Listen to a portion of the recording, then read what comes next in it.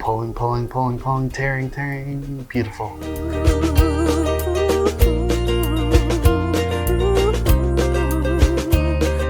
Thank you, Mary Grace.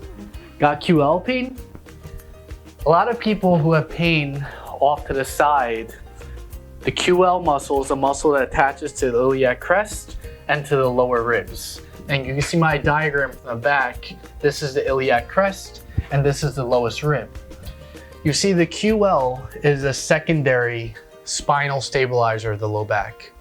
What are the primary stabilizers of the low back? The erector spinae muscles, which are much closer to the spine and go closer in between each vertebra.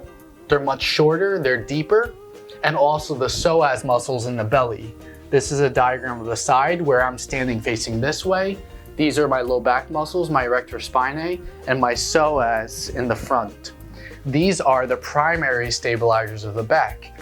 The QL becomes problematic when it's having to overwork to stabilize the spine because there are disc problems in the low back or there's adhesion in these primary stabilizers, the erector spinae and the psoas muscles. So that was treatment of the QL. That will often help people who have chronic pain in the low back lasting more than 6 months, seeing at least through their doctors or therapists without relief. But in order to get permanent sustained relief, it often means treating these other muscles.